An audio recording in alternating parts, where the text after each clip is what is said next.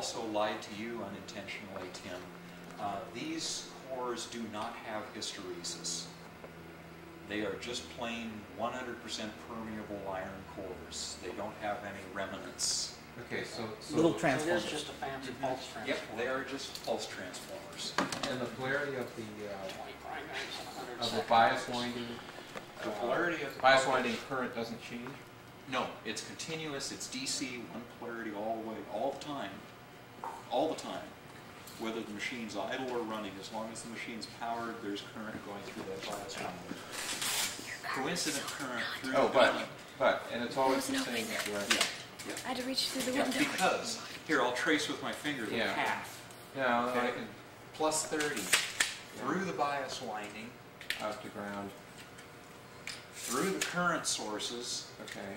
which determine how much the total current is actually going to be, Yeah. and then either to ground Ground. through the current drivers or through the Decoder matrix. through the And matrix the switch decoder drive matrix lines. eventually takes it out to. Goes to ground through a decode switch. The decode switches, I told you there are 10 decode switches in each axis on the matrix switch. One of those decode switches is always closed. Right. These things are driven combinatorially fashion. No gating, no strobing, no nothing. These things come straight from the MAR. So whatever is in the MAR immediately and always determines which of the 10 decode switches is closed. You can think of this, you can think of the decode switch card array as a glorified 7441, I think. I might be wrong, modulo, it might be a 7440 or something. It's a 1 out of 10, open collector, low active decoder. Decimal to 1 out of 10. Okay? Have you had any problems with that matrix switch and the Yes, windings indeed. and that Yes, kind of indeed. stuff? I had one decode switch go sour on me, and in the process of working on that, I had a probe slip and I blew up another one. Okay, but those It's are external external. cards you're talking about for the These decode switch? are some of the SMS plug Right. cards. But the actual decode matrix of these little cores was No, okay for you? No, the matrix switches have Right. performed flawlessly. Okay. That's not to say that you guys don't have an open bias winding or something like that. Right, understand. That would be theoretically repairable, but boy, it would be a lot of work Right. to rethread it. This is much larger than the core plane, so it's possible for a mere mortal to rewire this thing. Right. Not like restringing. But the I'm core assuming we can do a simple continuity check plane. Oh yeah, on that's that one line of the first things I'm going to to do. answer the question. All we have to do is measure the DC voltage on the input pin Okay, of the these current core planes you sources. can at least almost Yeah. During normal operation, I took measurements on my own machine. Got it. This is 20-something volts because you've got a few volts drop Got in it. the bias Okay. winding. Super. Okay. Now, this bias winding, each matrix switch has a bias winding, and actually both bias windings are in series. So, actually, Got it. Series or parallel? series. Trust me. Okay. Yeah. Yeah, it comes from the 30-volt supply into one matrix switch bias winding, out that matrix switch bias winding, into the next matrix switch bias winding, out, and from there it splits to the current sources. Okay? Now, since we've got 2 matrix switches and 2 current sources per matrix switch, we actually have a total of 4 current sources, all running in parallel, all sucking current through the same series string of bias winding. Got it. Okay. Okay. The timing for these guys going on is a little bit more complicated than you would think, and I don't exactly know why. They probably ran into noise problems or something like that. They turn them on in a staggered fashion, and for one of the matrix switches, they turn them off in a staggered fashion also. The waveforms for this is all on page 88 of the CE reference manual. Okay. I'm going to cut to the chase on this. The current waveform coming out of here, according to the CE reference manual, is like this. Morning, Doug.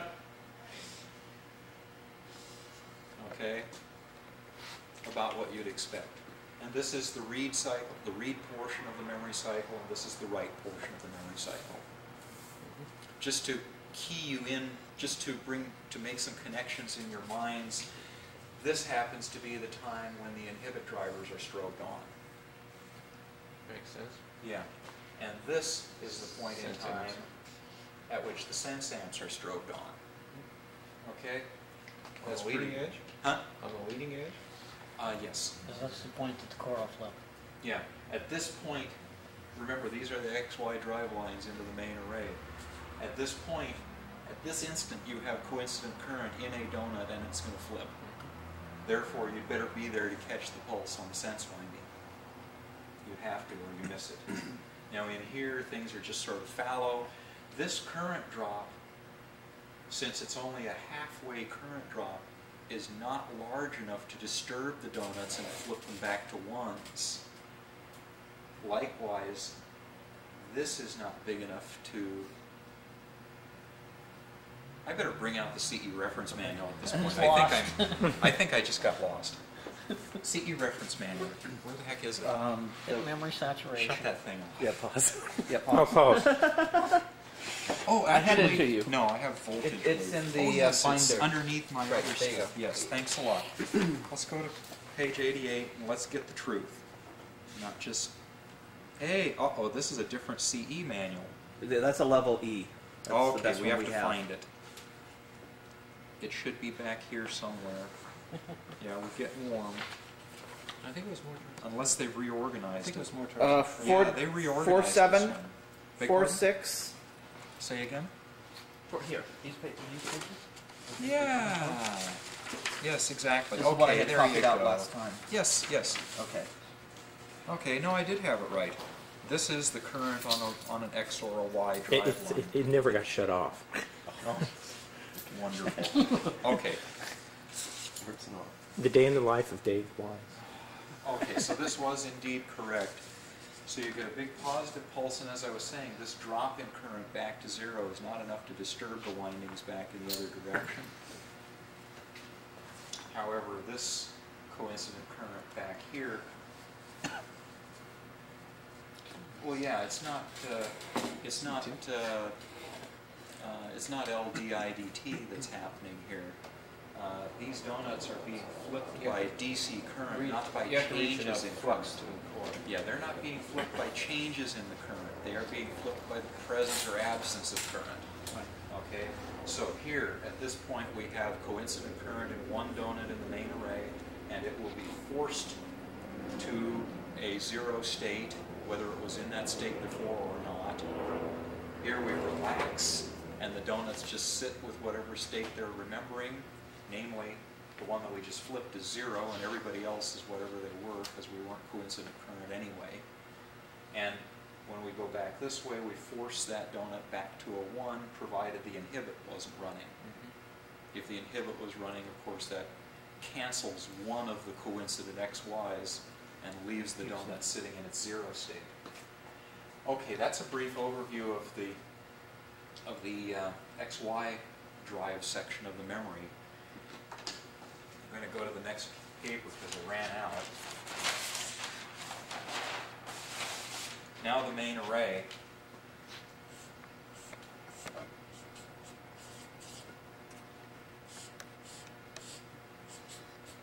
Hundred X lines, 100 Y lines. Okay, on the other side, these lines all hooked together.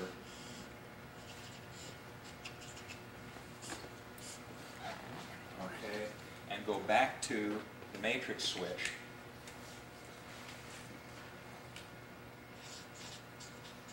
Common. I'm going to flip back to the matrix switch for a second, because all 100 of these secondary windings are commoned on one side. Okay? Why don't you lay on? Yeah. If you would please. Yeah. I can't remember the exact name that is used in the schematics, but it has the letters COM in it, I guarantee it. And I'm leaving out one minor detail because I can't remember exactly where it comes in, but there's also an array of, quote, noise canceling inductors, unquote. I can't remember for sure, okay? But, no, that actually may be on the input side of the decode switches. Excuse me, on the input side of the matrix switch. Anyway, they never go bad, so I'm going to leave that out. Okay, anyway, back to the main array. I'm going to zoom in. We've got a donut here, an X line, a Y line, an inhibit line, and the sense winding. You've all seen this before. The inhibit lines, trying to remember how that's handled, whether they are all common on one side and we have 100 inhibit drivers. I think we do.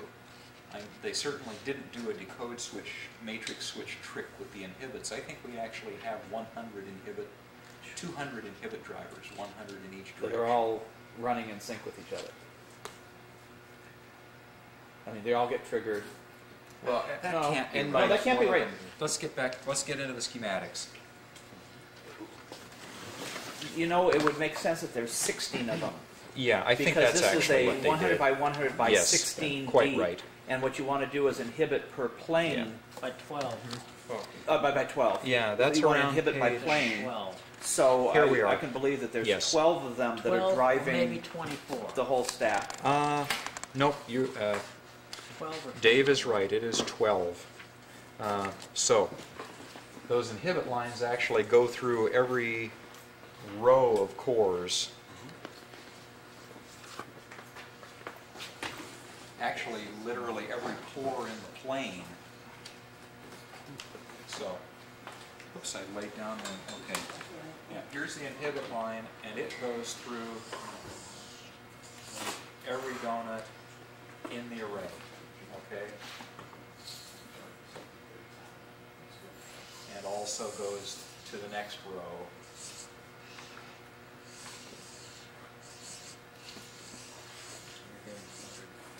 Yeah, I know, I can't help it. Okay, we've already handled the X and Y lines, so I'm going to show a little bit about the inhibit line. Now, as I was saying, each plane of the main memory array has one inhibit line that threads through every core. Okay, and that inhibit line goes to a load resistor on one side, and I can't remember if this is plus 12 or plus 30, but it's a positive voltage. And the other end of that inhibit wire, way at the other end, after having gone through 10,000 donuts, comes out to an inhibit driver, which grounds it. Okay? I can't remember the name of the inhibit cards, but it's right there in the schematics, page 01.30.60.1 and 01.30.65.1. Okay, and so there is one load resistor for each plane, so we have a total of 12 load resistors, one inhibit driver output per plane, so we have a total of 12 inhibit drivers. Beg your pardon? TAH. Yes. Quite right. I think these are running 2 to a card, so you've got 6 cards. These are running 4 to a card, so you've only got 3 of them. Each card has 4 very large resistors on it. Not because they're super high power, but TAHs are because they're triple. precision resistors. Huh? TAHs are triple. Okay, so we're running 3 inhibit drivers per card, so we've got a total of 4 cards in there.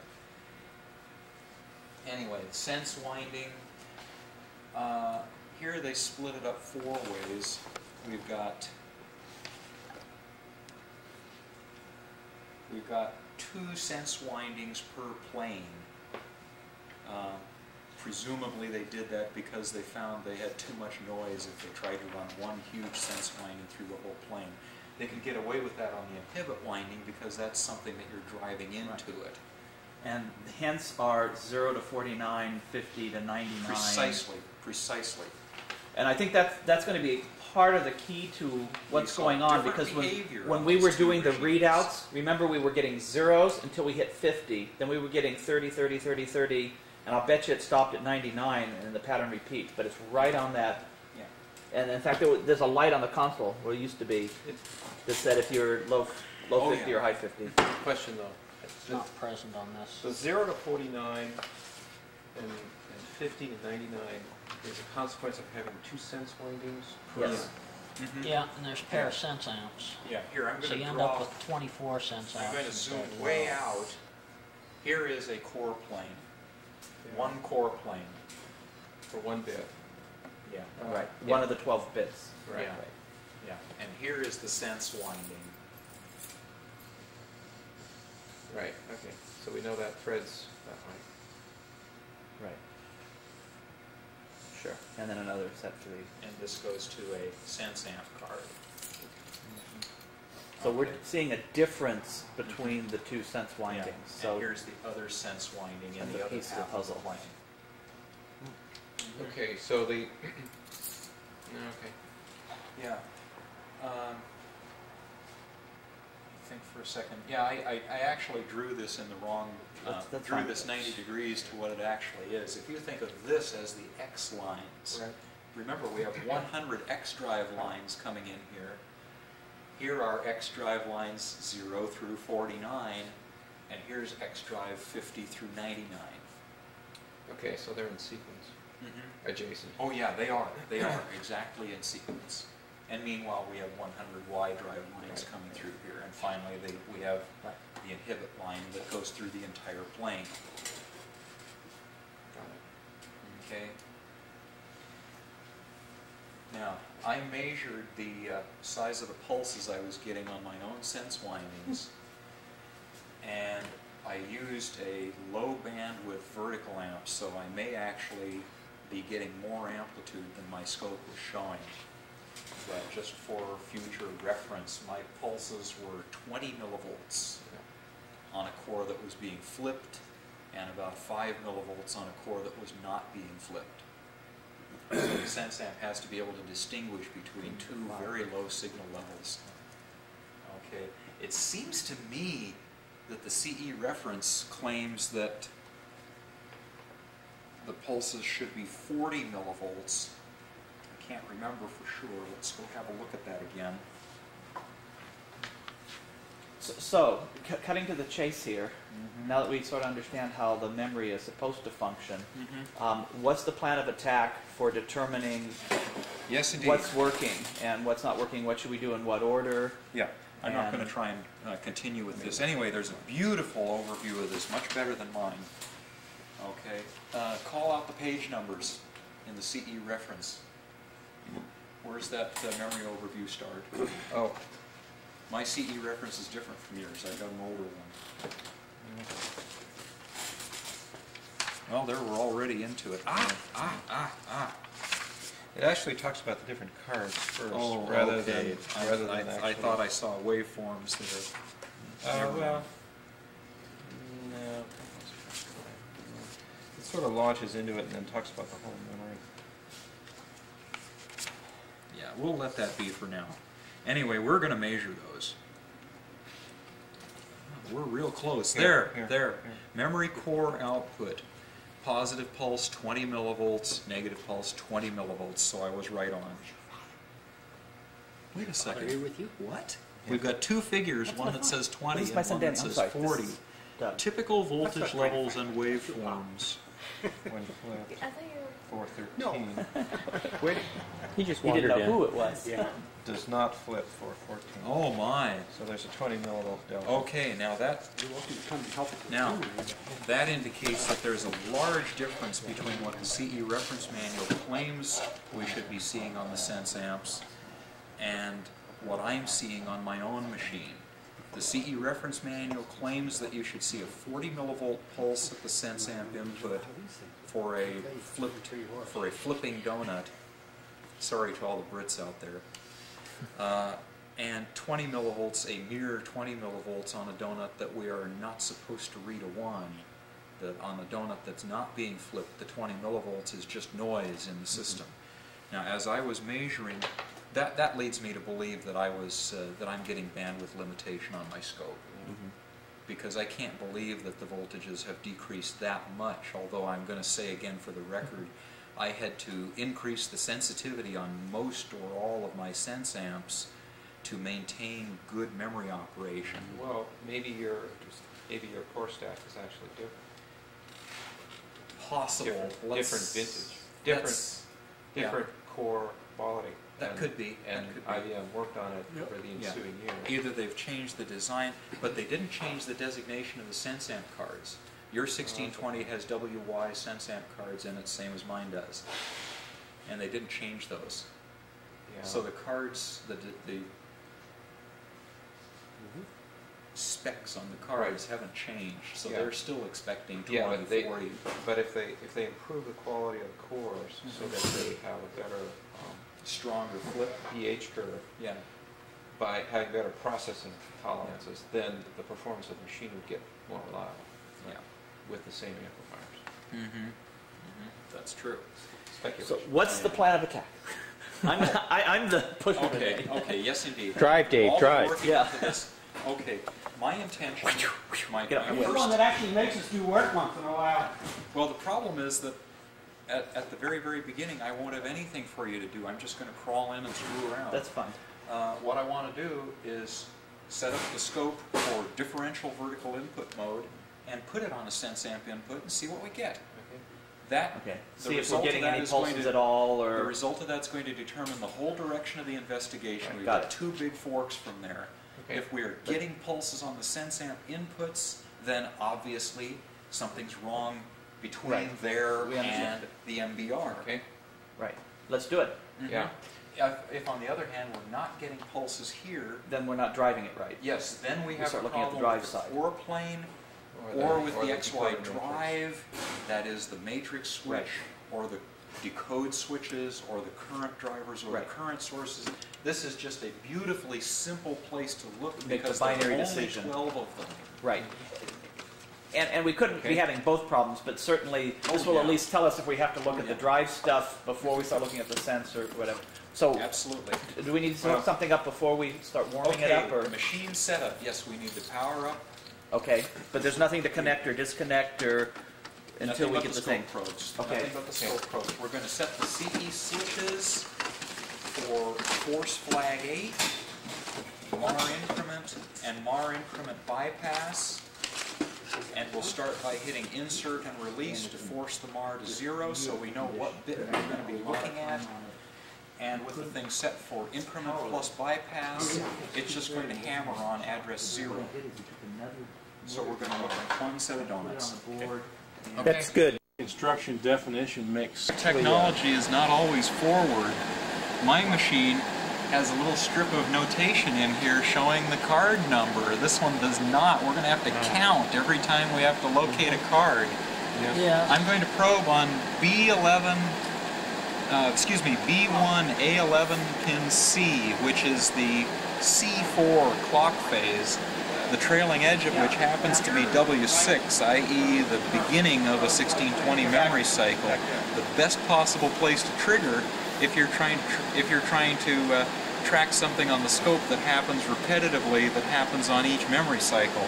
This will give us the opportunity to figure out at what point in the cycle things happen that we're looking at, because we know we have a known starting point. We'll be starting from W6 on the 1620 timing chart, and all of the timing is relative to that. Okay.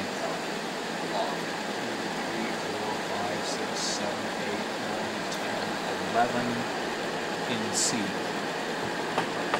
Okay. I've got that set as the scope's external trigger. Now there won't be anything to look at right now unless we're running. So I am going to turn on the repetitive SCE. I am, Tim. Lee, you want to put it on? Okay. Can I get a shot of it? Why don't we move all these? Well, I need to switch to triggered mode. It'll probably be okay. You just have to get things straightened out.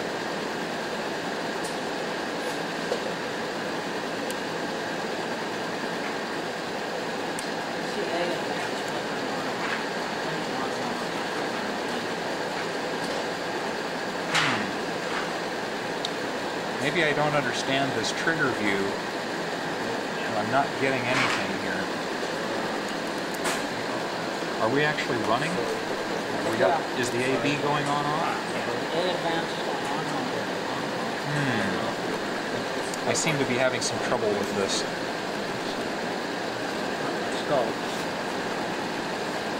I'm holding in trigger view because I want to look at the trigger. You know, maybe I should talk to Joe about that. Well, for the time being, I'm just going to reconnect the probe away from the external trigger. I'm going to hook it onto the vertical channel 1. We're just going to do a fallback here, just to start our just to get our measurements going. Maybe so. Yeah. Because you're not going to see the external. Now that'll screw up the trace. Now we can't read the trace. Okay.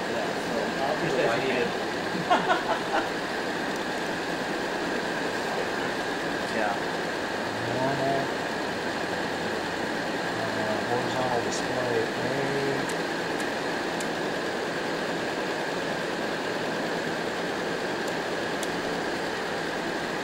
We're going to shut it off again. I don't think we're having trouble with the scope. Should I record this? Wait, trouble with No, the scope. that's the PC. Okay, I have determined that, okay, this machine may have multiple problems going in it, but I have found one clear problem, very clear cut. We are not getting proper drive to the XY on the core array, and I say this because I have scoped the input of one of the sense amplifiers and scoped the input of one of the sense amplifiers under conditions that should have guaranteed an input pulse to it and not found that input pulse. Now, a little bit more about the instrument setup. Go to the scope, okay? Okay. I have the scope set for external trigger, and I am triggering it off of the strobe line into one of the sense amplifiers.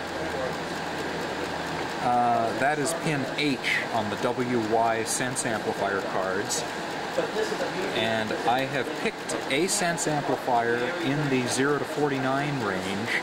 It doesn't even matter which, because I have the CE switches on the machine. Go down to the CE switches, Danny. Okay. Yep. I have the CE switches on the machine set for force all ones.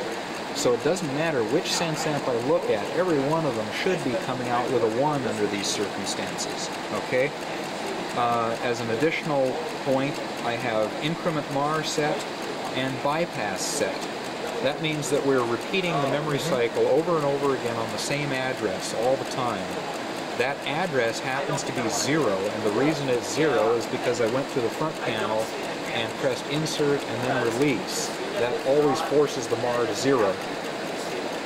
And now we're using Tim's CE box to repeatedly pulse SCE, causing a memory cycle each time. So that's why the scope is triggering in sync with the clicks of that relay in the CE box. Tim, what are you using as the external trigger here? What signal? I am using pin H on one of the WY sense amp cards. Specifically, I picked a sense amp card in the 0 to 49 range. I know it's in the 0 to 49 range because A, we have forced the MAR to 0 via insert release, and this sense amp card is indeed getting a strobe. If you get too close, the microphone doesn't always pick up what you're sense saying. amp card, it wouldn't get a strobe when the MAR is See what it looks 0. like. Sure. Okay. We observed that phenomenon earlier, where if any particular card that looks good. any particular card that you And then if probe you on, need if to, you allow the MAR to auto increment, you will get You need to show something like the switch settings. You can just zoom in on those temporarily. We did see that. Yeah, that's what I was doing. Yeah. So how And finally, would it look externally? okay, finally back down to the meat of the thing. I've been explaining how the scope is getting triggered and why. Now I'll explain what the scope is looking at. Okay, I have the scope vertical amplifier set to maximum sensitivity with a pair of 1X probes. The sensitivity is 5 millivolts per division. And I have the vertical amplifier of the scope set for add mode between the two channels. And I have the bottom channel inverted, which means that this is set up as a differential amplifier. What we see on the screen is this minus this. Okay? Now, the sense amps in the 1620 have differential inputs and are driven by the sense windings in the main core array. And I have these probes connected across the sense amp inputs.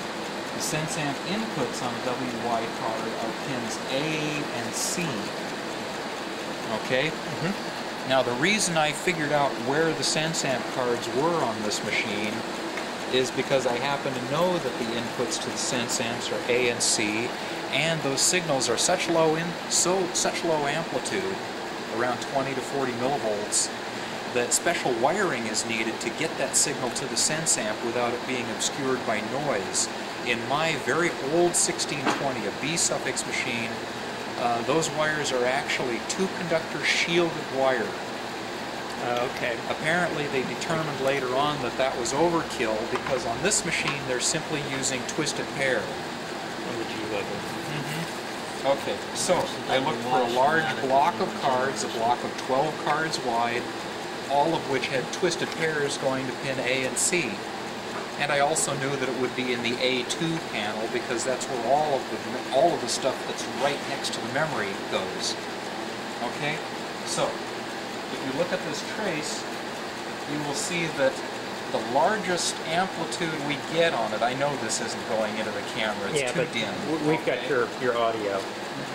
The largest excursion we're getting on this trace is about 5 millivolts, and that's much less, and it doesn't look anything like the pulse that you should get. You should get a fairly well-defined, approximately 1 microsecond wide, approximately square pulse. Okay? And we're not. We're just getting a little bitty noise spike. What this means is that the problem is somewhere earlier in the system. In the core. Yeah, we're not getting a pulse out of the sense winding. That means that either the sense winding is broken, God forbid, or we're failing to get drive. And we'll investigate that later. Okay. Since all of the sense amps are acting the same way, it's hard for me to believe that every sense winding is broken in this thing. So I'm inclined to believe that we have a drive problem because there are a couple of concentrated logic points that control all of the drive. So very likely that's the failure point, and we're going to work our way towards that next. We don't have to rewind the core? I'm so looking forward to that. Oh, you were looking forward to restringing 10,000 Equipment tag for the computer. Okay. Now I was talking about how the trace was too dim to get a good view on the camera. That was only because we were running the CPU very, very slowly. We were using Tim's CE box in SCE pulse mode. Because I was afraid that we were going to damage the memory if we ran the thing at full speed for a long time without investigating possible drive problems. But it'll survive for a couple of seconds at a time with no trouble at all. We're now going to run the thing for full speed for a couple of seconds so that you can see what the trace looks like. Now, once again, this trace is the differential, get that, and then we're going to cut it off again. Let him get it on the camera. You got it? Okay, cut it off again. Okay, that is the differential scope trace of the sense amp differential input. And the scale there was 5 millivolts per division, and the maximum excursion of the trace was only about 5 millivolts, which is well under the required 40 millivolts or so to actually get a valid 1 bit coming out of the memory. By this we have determined that there's incorrect drive going into the memory because we're not getting anything out. That must mean that we aren't putting anything in. Okay, you can come. There is 2 companies that are actually out in the valley which emulate the... You're gonna film this typo? Your lens cap is on, Danny. Jeez, I keep doing this. You know, a lot of us have photographic memories, but they don't have any film in them. Or the battery's dead. Oh yeah. Okay, found a little typo in the original IBM circuit card callouts here. I was trying to figure out which sense amp I was actually looking at, and I found a listing here labeled Sense Winding 1 Odd, and it claims it's A2E3 pin A, and the next line says Sense Winding 1 Even A2E3C. That's quite wrong, because a sense winding, be it odd or even, goes across pins A and C of one sense amp card. Therefore, as an example, not necessarily a true example, but an example would be sense winding 1 odd, A2, E3, A and C. And maybe sense winding 1 even, A2, E4, A and C. So, anyway, caught IBM in a 40-year-old typo. One of the things that I think would be very interesting about putting the Sigma on 1, bottom row socket 1. Well, excuse me, closest to me. Closest to me. Yeah, one. Excuse me, these are 28 then or something. Yeah. Okay, now let's go back and look at those. Oops, let me put the panel back on. Put the cover back on. What happened to the cover? Oh, thank you. Disappears. Lee took it. I don't know how to... Yeah, okay. It goes into the see. pins. Those pins go into those little tiny holes. Yeah. Very different from mine. Mine's got the individual 1 per row plastic covers. And That these one things doesn't don't work. latch. That one doesn't line up right. This one does. Okay, fine. So you're okay. Those are up again. I don't hit anything. Okay. Well, you're not going to hit anything Oh, that okay. hurts, but it's just safer to leave it open about 4 or 5 inches. Okay, hey, these have numbering on them. Those are indeed 28. Okay, current sources. Now, I gotta remind myself what pin those are. P is the output. The input, pin C, should be near 30. It'll be a few down, but should be 20 something. And let's get a ground for this thing. A, B, C, D, E, F, G, H, J. J is always ground. Okay, pin C. 26.84. Okay, the bias winding is okay.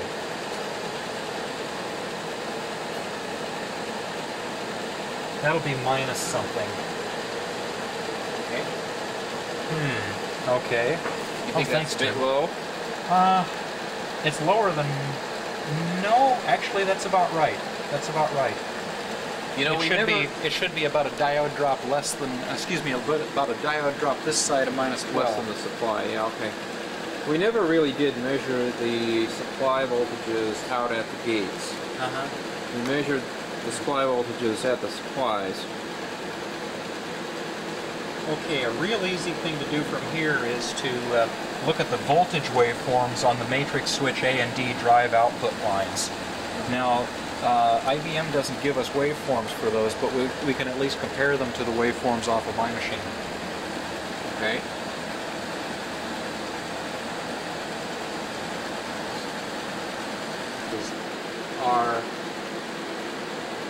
Are you guys calling this A1 or A2?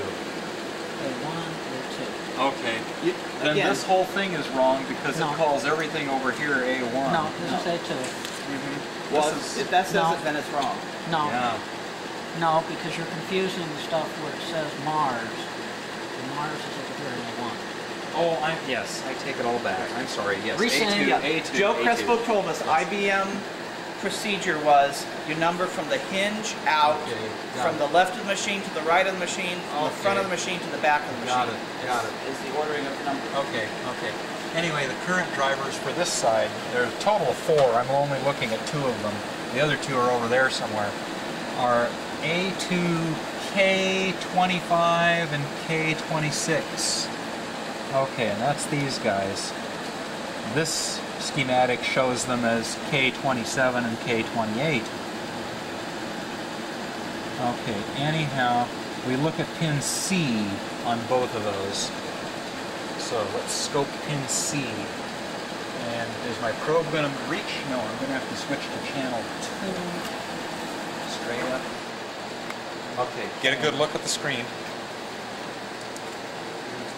Okay, did you get it, Danny? A little bit. Let's get a little more. Yeah. Okay. Explanation. We've been looking at current driver waveforms. Those are the 4 current drivers that go into the top and side of, respectively, matrix switch A and matrix switch D. And actually, we should fall back for a second and give him a view of a good waveform, so that you can contrast it with the bad one. Well, proceed on to the next one, and show the maybe bad it'll one, be and then good. you can Already did that. Okay. Proceed Cut on to for the a minute next while I one, and screw maybe. around. And we're going to go back to one of the matrix switch A drives, which look good.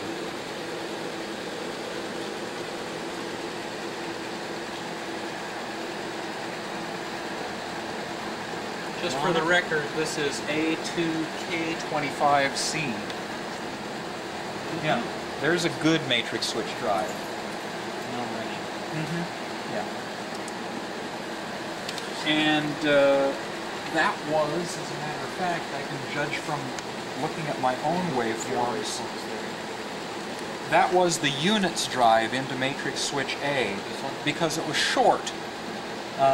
The units and the hundreds drive are both 4 microseconds long, whereas the tens drive and thousands drive are both 8 microseconds long, and it's real obvious when you see them on the scope. Okay, thanks. Now, are we cycling memory right now? No, not short bursts of full speed. Okay. Recording. Okay. Instead of If trying that to search, happens, watch him. I know who Instead, it thanks. is who's going to donate their machine to the museum if Dave does this. What are you I'm not doing? doing it. No. I'm not doing anything. That's him doing it. I'm just standing here. So, somebody should be under there No, holding. the core stack is never going to be exposed in this operation. Okay. Somebody should taking be off- holding those screws. Yeah. Yes. We're Okay. taking They're off not- the external he's transparent cover that protects the matrix switches. The reason we're doing this is because it's easier to probe individual matrix switch input and output pins than it is to go on a search for the proper decode switch card out in the plane, out in the back plane. We're ready to do this. We will do that Okay. probably later. But for now, this is the quickest way to probe the input and output drive lines in the matrix So switch. let's bag that stuff. Please. There's the 3rd screw. 3 screws total. That's it. Okay. The key is going to be. Oh, I need that cover. Just for a second. And what I'll do is I'll work with Dave, and we'll make sure Okay, that matrix we switch agree D, on that's what the the bad out from like the D20 to this R, and then we can actually Oh, I'm draw sorry. a chart of that. and then If we've been we can tracing assemble correctly, that. this is the matrix switch that has problems. Excuse me? You know, it might actually be easier. Oh yeah, Something's right on we'll the- use those too. Yeah, we'll look at those too. But for And now, those are the, noise canceling yeah. inductors. Yeah. Let me get down and take a look. I'm going to try and figure out which wires are the XY drive, the matrix switch drive wires and which are the output wires. Not the easiest thing to do. Yeah, you can go ahead and cut. Recording. Okay, we've tried a whole bunch of different things and basically not gotten much of anything out of it. We have confirmed that the horizontal and vertical drive going into the A matrix switch is completely nominal, namely approximately 300 milliamp rectangular pulses timed correctly. The horizontal and vertical are coincident, That was one of the other things that we tested for, because if the timing was scrambled up in such a way that the pulses weren't coincident with each other, that would explain getting nothing out of the output of the matrix. But we confirmed that the pulses are coincident.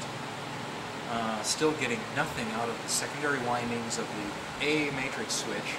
Also nothing out of the D matrix switch, which has other problems above what the A matrix switch has, because the horizontal and vertical drive signals going into the matrix switch have quite a bit of ringing on them.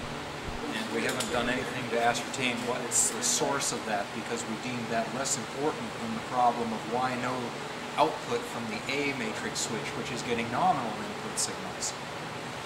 Okay, another thing we have tried is artificially reducing the matrix switch bias current by bypassing the bias winding with a couple of different valued resistors.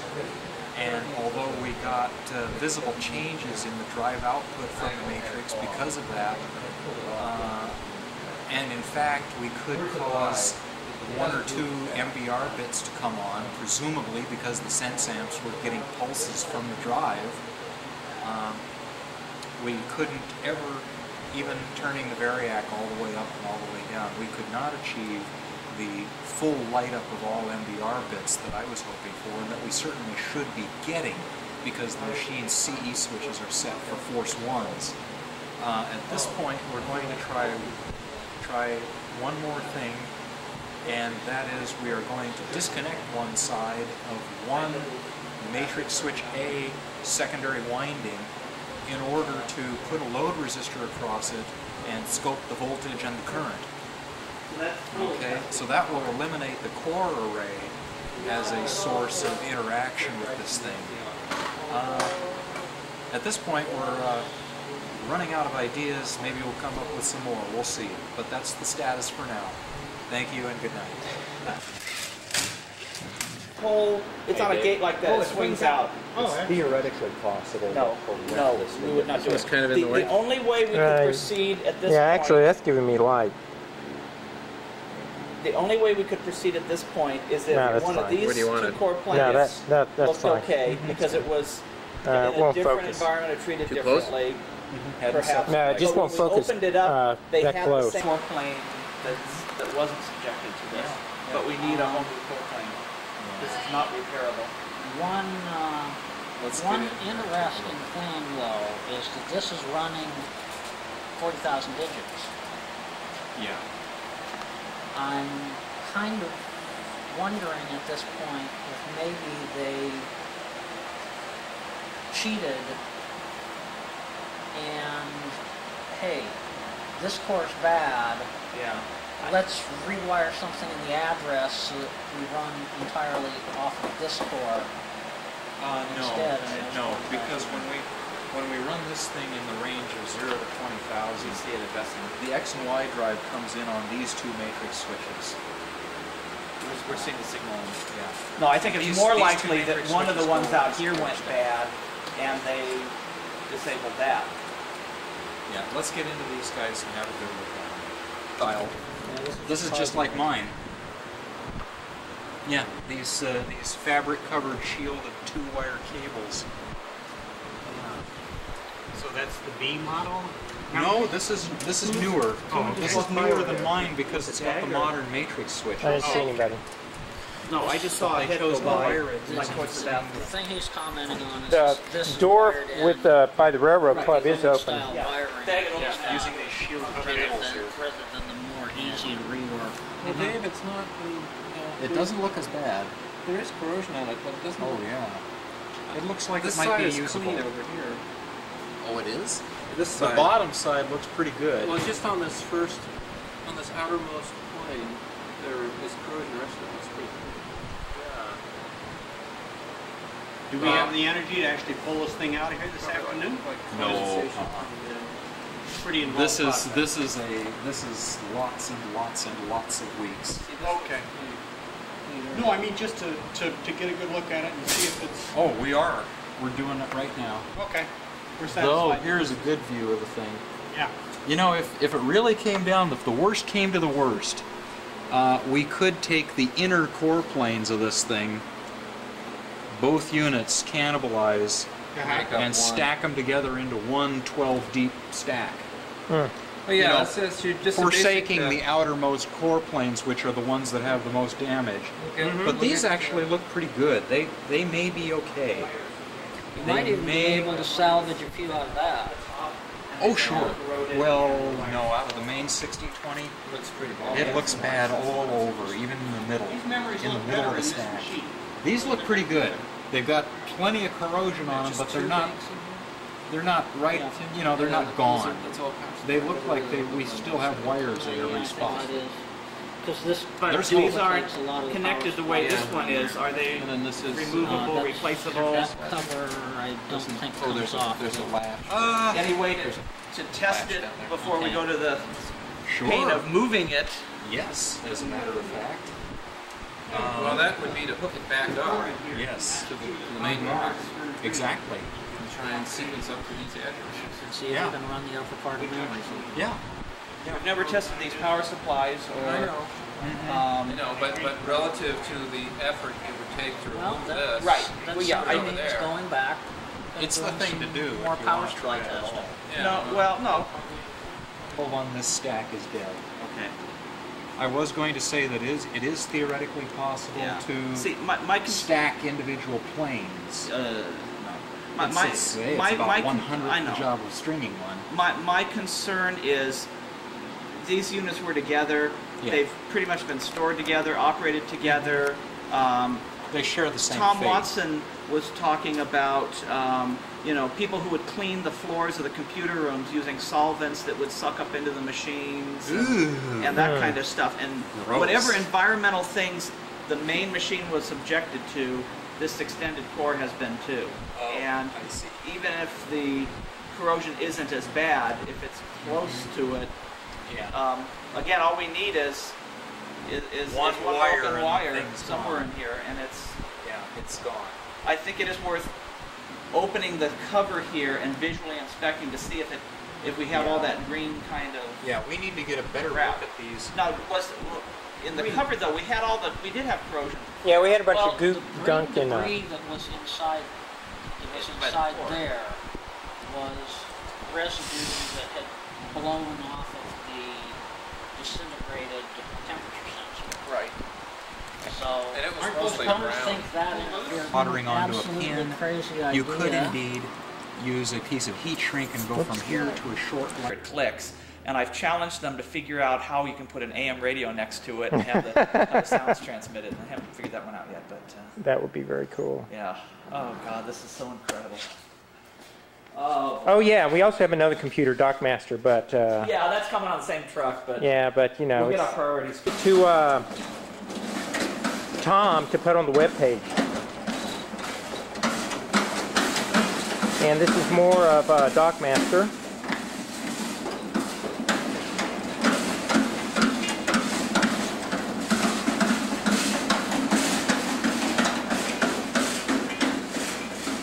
DocMaster CPU. Going into the receiving area and workshop area right now. Chris is over here with some disk drives. Yeah, those won't open until they're powered on. Oh, great. And they do not have They do not have any. platters in them. That didn't say they're a tricky bunch. Yep. And here's more of DocMaster.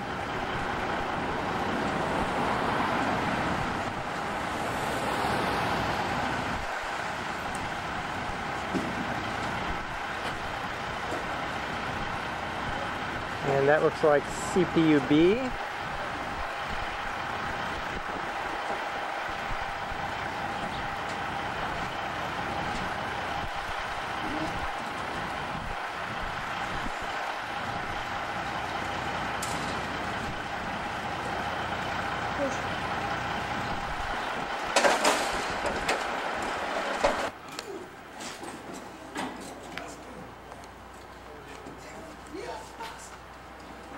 Cool.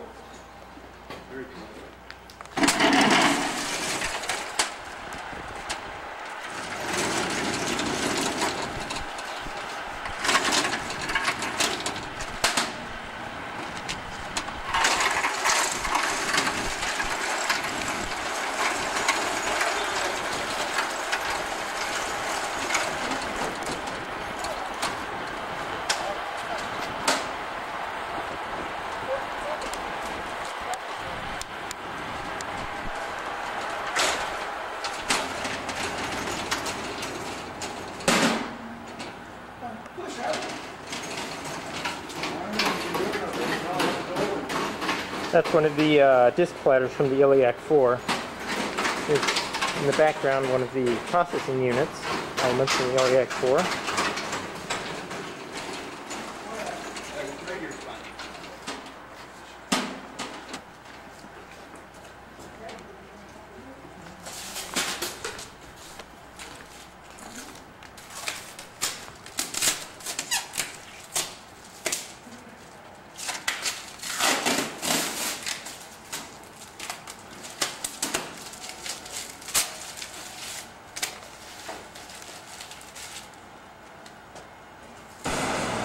Oh, this is Moffett Field where the Computer History Center is located. Actually, there's one of the 747s they used to transport the space shuttle. And I'll just pan around. That's the airfield. Off in the distance there, that's one of the hangars from World War II era. And then right here, this building to the left is Computer History Center. Right here is Hangar 1. Which is a dirigible hangar from, I'm guessing, the 20s. And this thing is huge. At some of the air shows that they've had, they've actually had hot air balloon rides inside this thing. So these doors right here actually open up like a giant clamshell. And you can just see how large it is. Just get it. And it's all empty inside because they had dirigibles and so forth in there. That just gives you a sense of scale. How large this thing is. So actually this hangar here is slated to become the California Air and Space Museum. And then over in this direction is where the new Computer History Center or museum building is going to be built.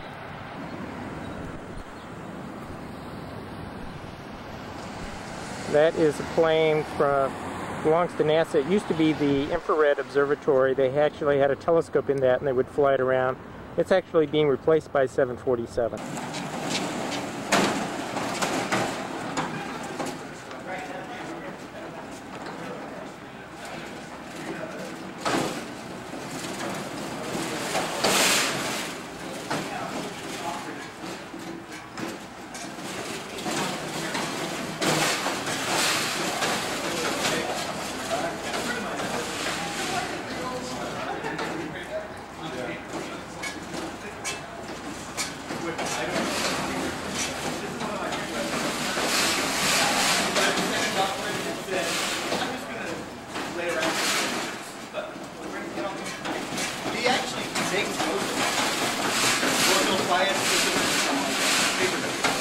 What they'll do is they'll buy a roll of picture paper. Yes.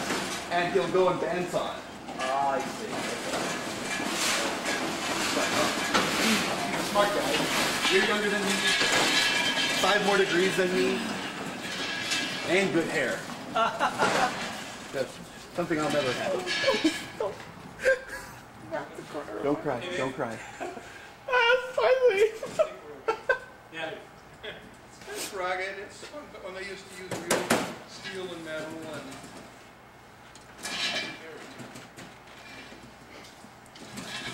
Was the machine beaten as a child? No. So it's not that. And we don't want it to be beaten as, we want no elder abuse here. I know, it's okay. I was standing there watching it. Sorry, no cameras.